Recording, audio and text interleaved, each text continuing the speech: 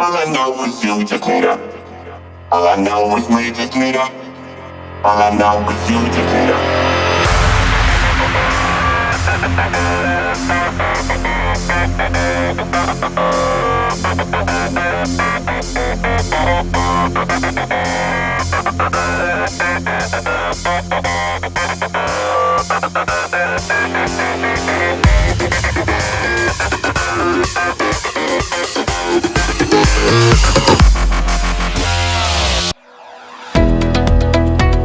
После того, как в Риге нами были сделаны все дела, мы направились в Таллин. И снова дорога, и снова пение асфальта под колесами нашего гольфа, и снова мелькающие за окнами луга, леса, мотели и заправочные станции.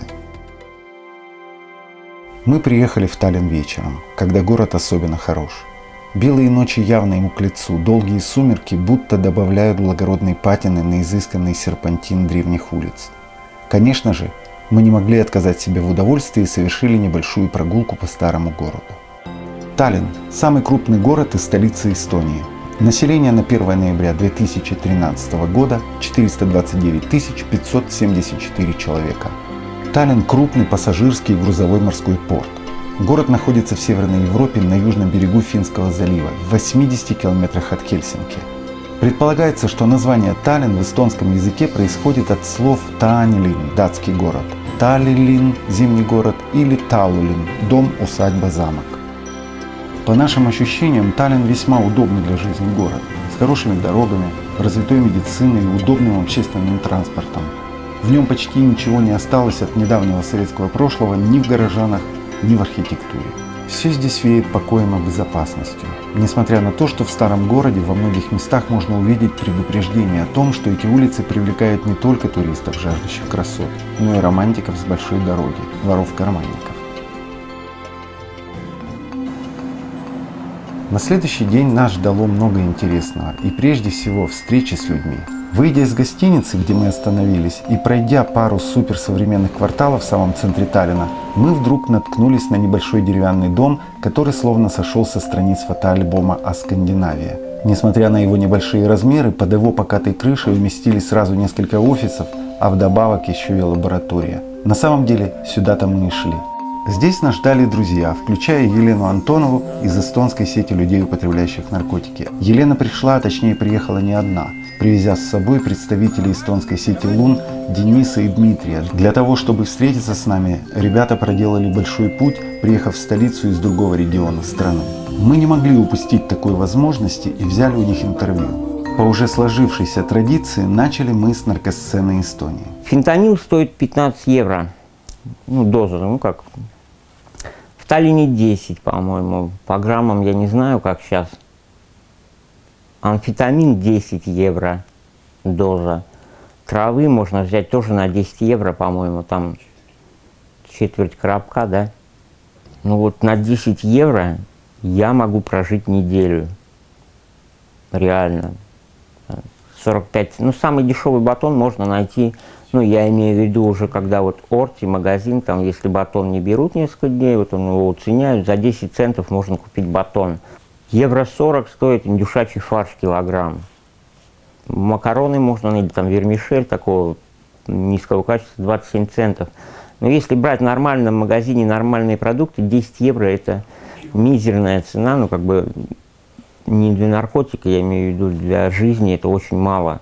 Для наркотика для меня это много, потому что пенсия, например, 70 евро народная, это у меня. На свою пенсию я могу, на эти деньги, на один день себя обеспечить наркотиками.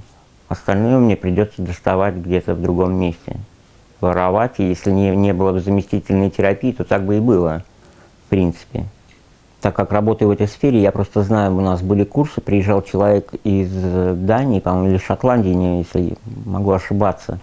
И он говорит, что в Эстонию тяжелые наркотики не пускают.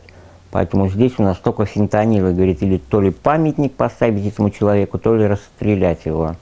Действительно, у нас только фентанил. И когда настает сезон, сейчас скоро после Яновой ночи уже можно будет начинать косить. Мак, маком. Потом, что у нас, судафет, там псевдоэфедрин содержится. но там от него нарушение координации движений, люди полные инвалиды, там 100% становятся через месяц-два употребления вот этой ерунды. Всем чем угодно, амфетамины, но как бы не очень хорошего качества. Качество у нас в Эстонии найти вообще невозможно, даже фентанил, и тот очень плохой. Потому что я, когда продал квартиру, взял на 12 тысяч крон. Думал, ну, я нормально себя чувствовал. 2 грамма всадил за день и просто вообще ничего не понял, только головная боль. Почти во всех странах, где удалось побывать Drug Users News, государство борется с потреблением наркотиков, в том числе и штрафуя наркопотребителей. Эффективно ли это? Вот на этот вопрос у меня нет ответа. У нас вообще в Эстонии ужесточили вот эту штрафную систему, у нас штрафуют за все. Если будет 120 евро штрафа, то ни один наркопотребитель, я думаю, платить его не будет. Ему надо в день 70 евро, чтобы прожить, а тут 120 евро штрафа.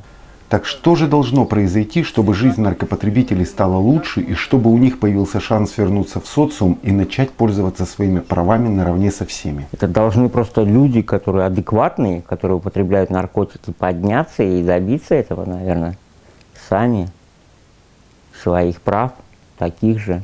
Я могу работать, я же работаю 7-й год как-то. И в городе меньше шприцов стало валяться грязных, потому что я хожу их и собираю, даю чистые наркоманам, и они не заражаются и не заражают. Я также презервативы раздаю. И половым путем они тоже уже инфекции не передают. Ну, меньшее число, во всяком случае, мы это делаем. Поэтому мы выполняем очень-таки грязную работу. Я верю, что среди наркопотребителей есть тоже адекватные, нормальные люди. Просто это заболевание. И пока не признается это вообще всемирно, что вот это болезнь наподобие там рака того же, тогда и будет такое отношение к людям наркозависимым негативное. В который раз мы убедились в том, что дело не только в законах стран, где живут наркопотребители. Дело не только в эпидемии ВИЧ и других социально значимых заболеваний. Все-таки наиболее важным фактором, на наш взгляд, является сама культура наркопотребления. И как бы это дико ни звучало, но культура потребления наркотиков заслуживает не меньшего уважения, чем любая другая культура. Потому что это огромный пласт истории, это часть общественной эволюции, это жизни людей. И нельзя просто взять и убрать это из поля зрения, как часто делают в большинстве стран мира. Я помню, в детстве была такая замечательная игра – прятки. Закрыл лицо руками, и ты в домике. Некоторые чиновники продолжают играть с нами в прятки. Эпидемия ВИЧ-инфекции – оп, я в домике. Эпидемия наркомании – оп, я в домике. Люди умирают – оп, я в домике. Только беда в том, что домика уже не существует, и прятаться уже некуда. А вот уважительное отношение к этой культуре и к этим людям как раз и приносит положительные результаты, позволяя обществу гармонично развиваться. Давайте чаще задумываться над этим. Давайте чаще задумываться над этим.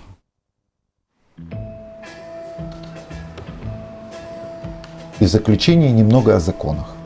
Употребление наркотиков в Эстонии является административным правонарушением и наказывается штрафом в размере до 800 евро или административным арестом сроком до 30 суток. Статья 151 Акта о наркотических и психотропных веществах и прекурсорах.